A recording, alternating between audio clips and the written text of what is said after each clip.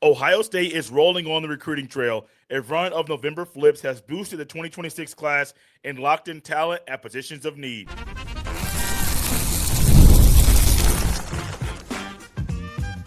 You are Locked On Buckeyes, your daily podcast on the Ohio State Buckeyes. Part of the Locked On Podcast Network, your team every day. Welcome into a special Locked On crossover featuring Locked On Buckeyes and Locked On the Portal right here at the Locked On Podcast Network, your team every day. Now the number one sports podcast network. I am Jay Stevens of Locked On Buckeyes, joined by Brian Smith of the Portal Podcast. And this episode is brought to you by FanDuel.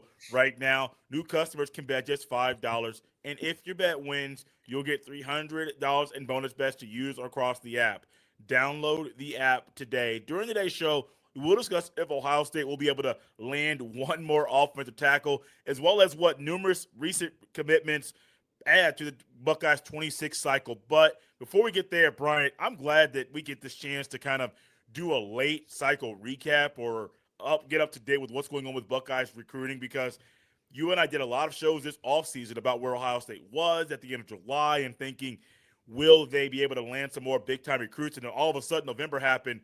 I think by my count, they have 9 guys verbally committed this month alone, 3 in the 27 class, 6 in the 26 class. It's insane, man, that all of a sudden Ohio State's flipping guys from big boy schools, and Ryan Day's like, y'all can trust me because I know what I'm doing.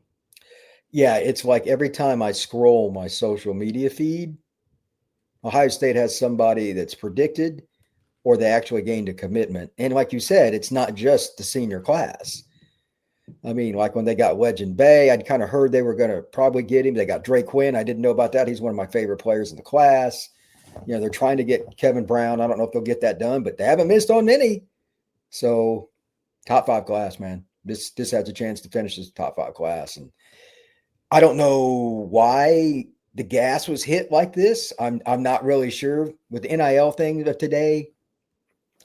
Your guess is as good as mine, Jay, but it's probably pretty easy to sell the program right now.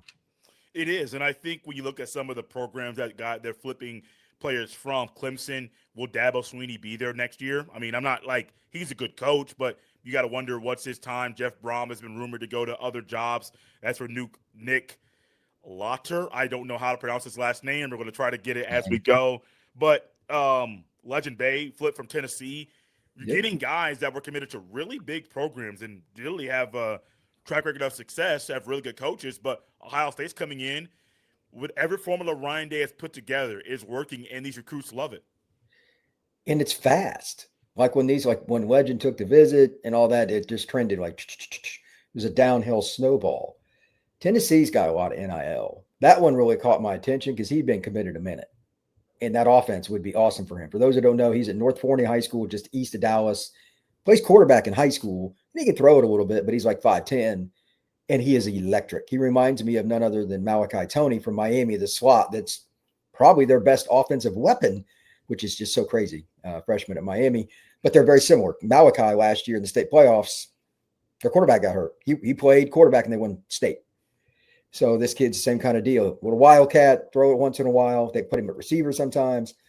They're getting guys. And I don't remember the last time they took a player. Legend's probably not going to be able to play running back. He's not big enough to play it on an every down basis. But I don't remember the last time they took a smaller slot receiver. This will be interesting. And I'm not sure how many different ways they'll use him, but I can see some trick plays coming. Ryan Day's a creative mind, obviously. This is the first guy in a while. He's going to be fun to watch in a Buckeye uniform. Well, think about last year's cycle, Brian, when they got Turbo Rogers late in the cycle. Exactly. We don't get a fast running back like that. But you and I talked about how there's some versatility in his position. You could put him at slot, put him in the H-back, and let him do some different scat back type of things out there on the field. This is another guy in a back-to-back cycle where you're getting a guy, not a quarterback like he is in high school, not a running back by size, but he adds a wrinkle to Ohio State's offense in that slot where you're not getting an Ibuka or a Garrett Wilson who can play the slot like that, or an Njigba. You're getting a guy in Bay that can do some different things that could open up your offense to make it more, have more firepower on a Saturday. Yeah, this is probably as balanced as they will be. Trying to think the last time they started a slot that wasn't 6 foot or whatever. Ennis is a thicker kid. He's only about 6 foot, but he's a grown man. And they're trying these different formations or using more jet motions. And with the command that Julian has of the offense, which by the way is insanity, Yes. you can do a whole lot of things. Is he still over 80%? It's got to be darn near. He's pretty close. He's been above 80 all year. He may have dipped to like 79.9 because he Yeah, that's gonna be funny. I think he had 6 incompletions last week. Like that's no yeah, joke. Like yeah. and that's without Tate and Jeremiah Smith was on like a snap count restriction. So I've never seen a quarterback get college football this quickly and Right. because Joe Burrow, it took him 2 years to do what he did. And he was a fifth-year senior. Correct. So, and he was not a redshirt freshman. And Joe was very talented, but that was a whole another animal. Yes. So maturity matters. Anyway, I think Ohio State's just looking to expand how they attack defenses. And I'm all for it. You're not always going to find Brandon Ennis in Fort Lauderdale. You're not always going to get that kid. And he waited 3 years. At some point, a certain wide receiver coach is going to move on, and those days are going to be gone too. They got to find different ways to do it. Well, this getting Wedge and Bay, like that's a big thumbs up, brother. Tennessee doesn't mess around with receivers. They knew what they were doing, and that's who they flipped him from. The tight end, and again, like you said, I don't know how to pronounce his name, Water. I'm going to go with that. That guy is a powerhouse. He's a guy they put in the slot to block. They use him on outside zone. He is a grown man. I don't think he'll catch a ton of passes at Ohio State, but Buckeye fans are going to love him. Ironically, this will probably agitate some Ohio State fans. He reminds me of kind of a Harbaugh tight end. Just a power. I mean, some of their guys didn't catch a lot of passes. Correct. The second guy, that's what he is. And good Lord, is he long and is he powerful? But he blocks like it's his wife. Those guys are invaluable, especially in the red zone. And with the receivers they have, he's never going to be covered if they want to throw it to him in the red zone. I'm glad you brought him up because Ohio State had a tight end committed about a month ago, 2 months ago, that ended up decommitting and going to another school, forget the school that he flipped to. But Ohio State's picking up guys right now in this part of the cycle that they're positions of need, but also you're losing guys. I mean, Aaron Thomas, an Arizona kid, dad played at Florida State. He flipped, and now he's at Minnesota, which adds to the desire to maybe try to get Kevin Brown, talk about him later on. But I don't know. I know that there's needs. Ohio State's normally not a school that closes like this. Normally, Brian, you're trying to wait till the early signing day to figure out who they're going to lose. Like, are they going to lose this guy? Are they going to lose that guy? Last year, it was, we think they're going to land Turbo Rogers at the early signing day. Now it's, no, we're entering December with momentum, and maybe we'll flip 2 or 3 more to get 30 commitments in a class that could be one of Ryan Day's stronger that he's had in Columbus. Yeah, that's a total change. Again, I'm not sure what precipitated that, but if you get 9 kids in 15 days or whatever it is, 18 days. Yeah. I mean, like whatever it is, pour that sauce a little more. They should be pretty close to done. We can talk about Kevin Brown after the break. That's kind of that's a conundrum. I mean, because getting tackles like that changes your program. But if they got him, that might be a top 3 class, in my opinion. Let's hit it. Let's hit Kevin Brown after the break, a guy that was recently committed to Penn State, decommitted. Now the Buckeyes are battling with an unlikely foe to land a very talented offensive tackle. This episode is brought to you by FanDuel. Guys, the NBA is back, and there's no better place to get in on the action than FanDuel, the official sports betting partner of the NBA. Even if you missed the start of the game or want to ride the hot hand, FanDuel has live bets on everything from who will score next to fourth quarter comebacks. Plus, you could even combine your live bets into a same-game parlay for a shot at a bigger payout. It keeps every game exciting, especially when your team's making that late push. Right now, FanDuel is giving new customers $300 in bonus bets when your first $5 bet wins. So head to FanDuel.com to sign up and play your game with FanDuel, the official sports betting partner of the NBA. So, Brian, Kevin Brown's name came on my radar a couple months ago, and then I started hearing rumblings that Penn State might not be able to keep him, and I think the longer they were drawing out their head coaching search, it really hurt them trying to land a guy of this caliber. He was their highest commitment in the class. He has since decommitted, and Ohio State's battling with West Virginia for a young man that is standing at I don't have his height and weight written down next to me. 6'5", probably 290. Will bulk up to be 320 once he's in college. He's the kind of left tackle that if you can get him into your program, getting into your strength and conditioning and your nutrition and really develop him early, he can be a guy that could be a key player in year number 2. I think he can play year one, number one. Mm. I was at the Rivals 5-star, and he got MVP going against the best. Wilder was there, who might be the best D tackle in the country. That guy and several others that were really, really high-end players, some 27 guys. Kevin was the best lineman. That's the second year in a row.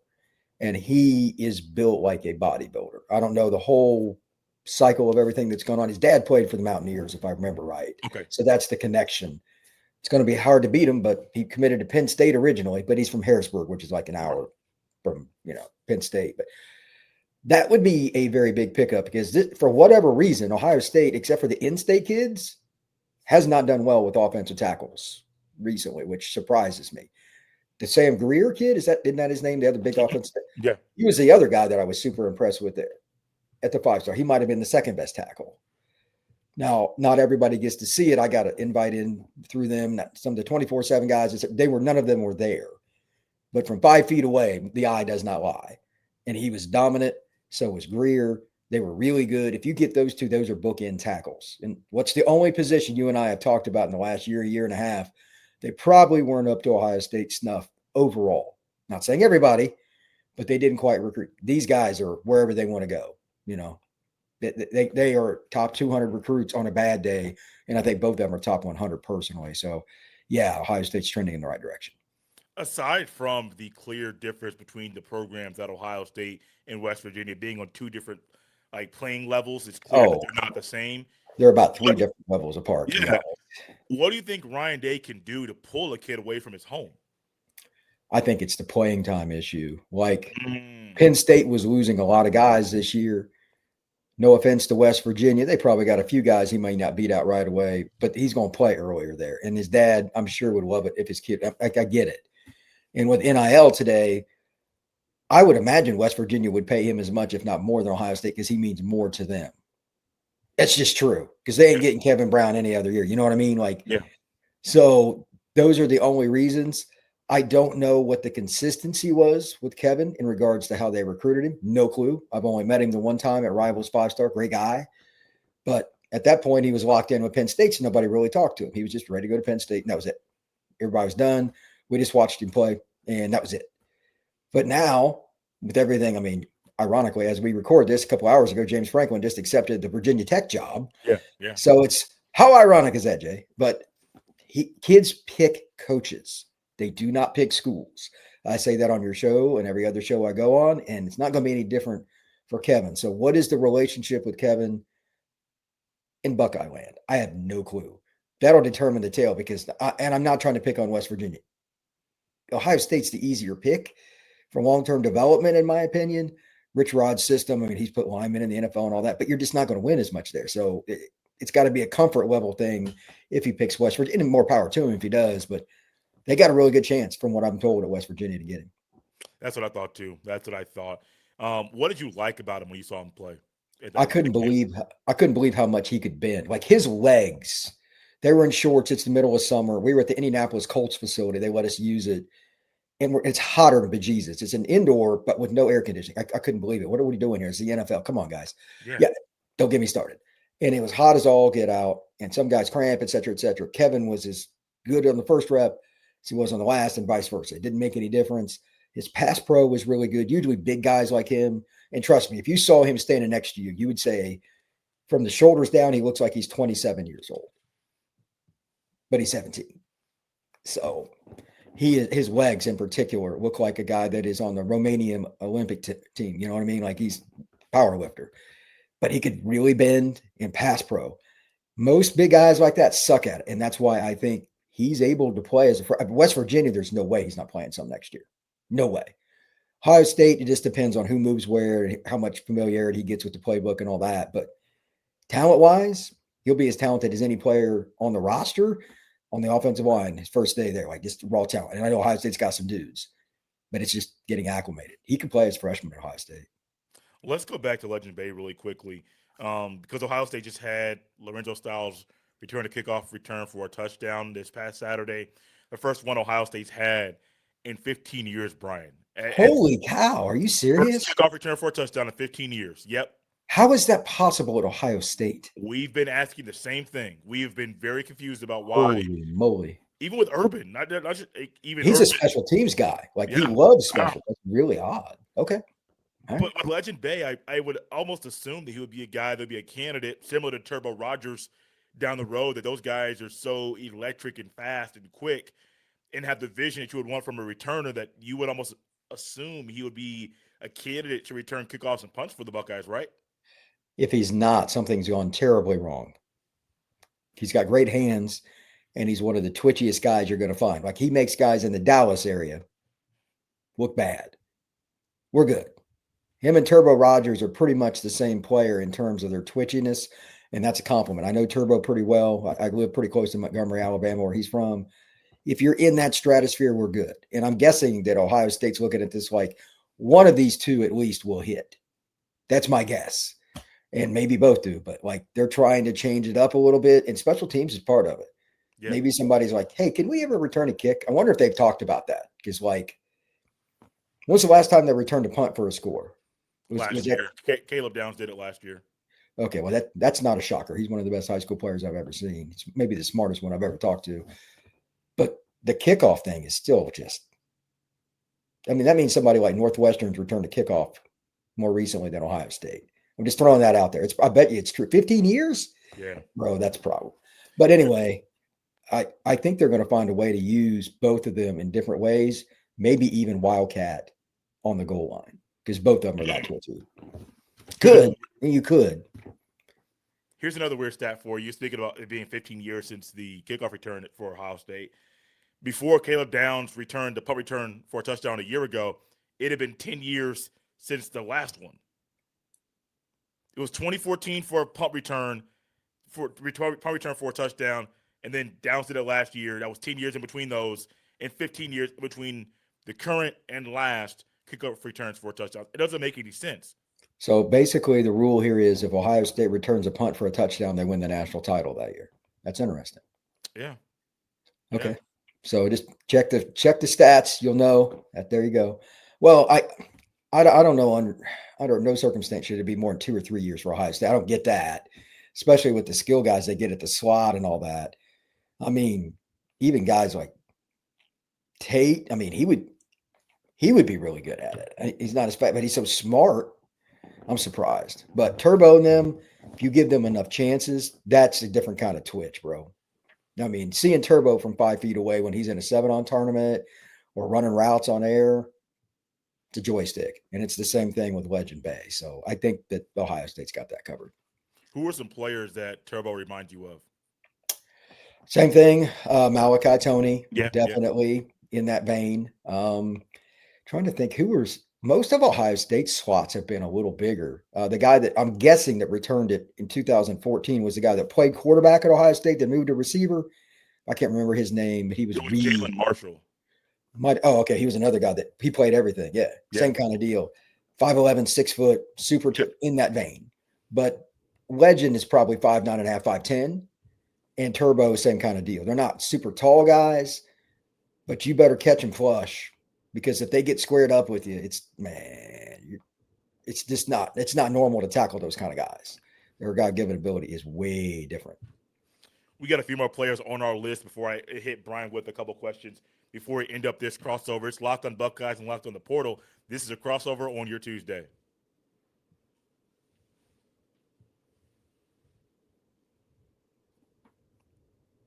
So, Brian, help me remember Buford, Georgia. I know that Dylan Raiola played there for a hot minute, maybe for a year. When I saw Dre Quinn is from Buford, Georgia, and Ohio State flipped him from Clemson, my eyes got really big because I know Buford's kind of like Dallas. It's kind of a really big – I don't know if the area's big, but I know Buford produces a lot of elite talent. Is Buford one of those schools that Athens kind of struggles to get guys to go there to Georgia? Because you would kind of think Kirby would have that spot locked down. They get some of them, but the kids at Buford get offers from everywhere. Right now, just off the top of my head, they've had kids at like Michigan, LSU, Ohio State, Georgia, Auburn, Florida State. Like every school in the country goes there. It's just a little bit northeast. And like their football facility is better than some colleges. Literally. They have a different tax in their town for the school. Oh. I'll just leave it at that. They take it serious. Their scoreboard 20 years ago was better than some colleges and NFL teams. Their scoreboard. So football is a way of life there. It's not something you can explain, you must experience. So Dre transferred from Greater Atlanta Christian, where he was in the spring, to Buford. I saw him at Greater Atlanta earlier in the year, went to one of his practices. Turned around and he was at Buford. And I welcome to 2025. That's just how it goes. But Buford plays big boy football, and it's just more intense, I would guess. Like the guys that, like, when I go to a practice or see some of the Buford guys at Under Armour, they always got linemen, man. Like the kids just end up at that school, however they end up there. And in practice, you're getting better reps than you are in games most of the time. So, and Rayola was there. He was one of, and they've had so many guys. It's insane. I'd imagine they've had 5 NFL guys in the last 10 years, if not more. So, aside from how good he is as a player, I think it just kind of puts more of a stamp on Ryan Day's move down south to get more of those elite guys. We talked about it with guys in Louisiana, guys in Mississippi, guys in Georgia, Alabama, the guys in the areas that Saban kind of had locked down. All of a sudden, Saban leaves. You're able to get Caleb Downs too. You even pulled him from Georgia because it seemed like he was going to go to Georgia. Next thing you know, he's at Ohio State. If Ryan Day's able to continue to just spread his Ohio State footprint all around the South, that might mean bad things for other schools around the country because he already has South Florida. He has a really good footprint on the D.C. area. If you can get more guys at Buford and Louisiana, Mississippi, those schools down there, those states down there, this is what you want from Ohio State. It's what Ryan Day's been pushing for, what fans have been calling for, and he's getting the job done. it's been wild. The hardest state to recruit down here is Louisiana, and they get Blaine. He lives in freaking Baton Rouge. Yeah. He lives 10 minutes or so from LSU. That's a sign. When they get kids out of Alabama, like Turbo last year, that's not normal. Auburn is literally an hour from his doorstep. Alabama's Alabama. He had offers from every school in the country, and, you know, he's a Southern kid. He ends up at Ohio State. The script is flipped. It's the most popular school in the country, and anything is possible. Like the Deep South, when I went to a game a couple weeks ago, 40 minutes outside of Birmingham, you knew you were in the Deep South. But some people are moving out now. They're tired of the city, traffic and all that. More and more players are out in the sticks. Some of these kids are going north, and Ohio State's taking advantage. I've never seen it in my lifetime, even back in the 90s when they had Orlando Pace and stuff, and they were arguably the best recruiting program then. They still didn't recruit to this level. It was pretty interesting. What do you like about Quinn when you watch him play? Hard worker. Great kid. He's 6'4 plus, 225 or so in spring. He takes direction, unlike most guys that knows that, like, you know, when the practice I was at, Florida was there, Bama was there, Notre Dame was there. That was just a random practice on like a Tuesday. What's that tell you? You know what I'm saying? So that's an unusual guy, and he could commit anywhere he wants because you can't teach the length, athleticism, pass rushers, obviously a premium position, but it's the off the field. Like, he's the kind of kid you want in your locker room. Now with Ohio State competing with Bama or insert school, Michigan, whatever, that's really the only thing that you have to battle now. With NIL and all that stuff, look at I covered Florida State. Their locker room in 2024, Jay, let me tell you, the NIL and all that did not go well. I'm going to leave it at that. Ohio State has kind of figured that out, and they're getting guys like this. I know he's getting paid or else he ain't going. Right. They found a way to manage that. Give Ohio State's crew, and I don't know how they do it, like they're all the people in the back office, the men and women that do that stuff, they figured that out too. We're not hearing that stuff, and they're still winning. So, and convincingly, Quinn's just one of those guys. They really haven't had somebody like him commit in a minute. He's kind of like Kenyatta out of high school. He was before Mr. Football. Same kind of deal. He'd be a very good comparison. Kenyatta's a great kid coming out of high school. You know, one thing I think about when Ohio State's able to get a guy like Quinn, when there's always rumors about Larry Johnson retiring, it makes me kind of think that Larry Johnson might be there a little bit longer than a lot of people have projected, because people have kind of tried to push Larry Johnson out of Columbus because you're not able to land guys like this. The next thing you know, they're getting top end D ends, and even guys on the interior. And Larry Johnson seems like he has new life in his early 70s right now. He's cut a bunch of weight. He looks really good. And I part of me just feels like he's going to be there 4 or 5 more years and give it all he's got. Their recruiting has changed. To be honest, losing the weight probably helps him. Your appearance matters. People will respect that. I mean, it's not easy to lose weight like that. So he's a big dude, but if he lost a bunch of weight, I haven't seen Larry in a while. Okay. Good for him. And the way he's recruiting, why would you recruit like this if you're retiring at the end of this year, Jay? Right. You're not going to reap the benefits of the harvest. Mm-mm. So he's at least going to be there in 26 unless something's really weird. You know what I mean? Like, why would you do this? You could always tell when a guy's changing jobs or quitting. The recruiting is the first thing that goes in the dumpster. And it's done the opposite for Ohio State. I don't think the big guy's going anywhere. I don't think he's going anywhere. And if he went anywhere, it could be back to Penn State where he was before. But Hartline's not recruiting like he's going anywhere else. Like none of these guys that he's has got commitments from, they're not decommitting. So I know Hartline's been entertaining the Penn State job, and he's going to be a guy that's going to take calls from all the other schools. I don't know, man. Like if recruiting is a sign of someone maybe leaving, Hartline staying seems like an easy decision, an easy choice to make. He's rich because he played in the NFL and he's coached for a while. He's a Buckeye. He doesn't have to really deal with the media. It's a great gig. Some guys need the control and they go take a job and you're like, what are you doing? You know, Yeah. I'm not going to name schools, but you know what I'm talking. You're like, why would you do that? I mean, just wait another year so you'll get something better.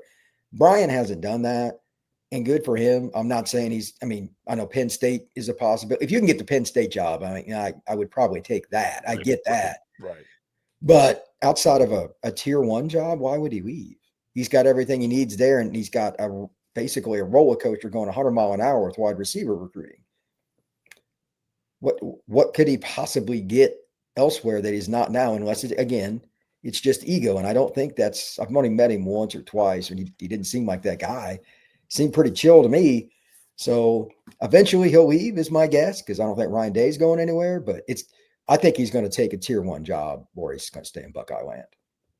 Brian, it seems like Ohio State's recruiting right now is in a great spot, but also as I look at my paper, I don't really see an area that they need to kind of pursue to kind of get a position and like recruit a guy, get a guy to commit to fill a major need right now. And I mentioned it earlier at the beginning of the show. I was expecting to make an opposite statement. If I was in July projecting the conversation we were going to have in November, I would say, well, Ohio State still needs 3 or 4 positions. Ohio State has the number 1 team in the country, and recruiting is rolling. How does that make you feel about Ryan Day right now, as you've kind of seen the evolution of Day, the coach and the recruiter this season? Picking up steam, like it's rare, ironically, because they don't seem to like each other much. Lou Holtz had a great line once when he was at Notre Dame. The biggest mistake I made was trying to maintain after I won a title. You always have to keep going up. That's probably a pretty good business practice. I think Day has taken his advice, as ironic as that is, because they're not holding back. They're trying, like you said, they've got 9 dudes in freaking November. That is not somebody trying to level off or maintain at all. He's holding his guys accountable. They're getting they're not just getting guys, they're getting playmakers. Dre Quinn's going to be an NFL player. I'm confident. Kevin Brown, I don't know if they're going to get him. That's going to be an NFL player. They're going big game hunting, and they're in the mix with everybody. So they have to be all in, because Kevin's getting phone calls from every school in the country. Like if you see him for 5 minutes, you don't need no film, bro. You don't need no film. So this is big boy football.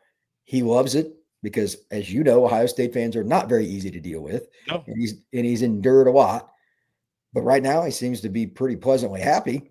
So, because if he wasn't, again, it's just like with Larry. Are you going to be recruiting like this? If you're walking out the door taking an NFL gig, why would you? So, a lot of people probably didn't like the idea of being the Ohio State head coach, got all the pressure. I think Ryan kind of likes it. That's my summation. Brian, where can everybody follow you and check out the Portal Podcast? Absolutely. The Portal Podcast every day. I do live shows at noon. Basically, you can get it on YouTube for the noon show, obviously, but on audio, Spotify, Apple, Podbean, anywhere you get your pods. And you can check me out at FB Scout _Florida on X. And like always, you can follow Locked On Buckeyes on the same platforms. We do live shows after Ohio State football games and basketball games as well. So sometimes middle afternoon on Saturday. Sometimes it is in the evening, but we'll do live shows there Monday through Friday, every day of the week, covering everything from recruiting to Buckeye football games, and especially ramping up for the game against Michigan. You can follow myself on X at jsteven07. We're out of here, guys. This has been a crossover with Locked on the Buckeyes and Locked on the Portal.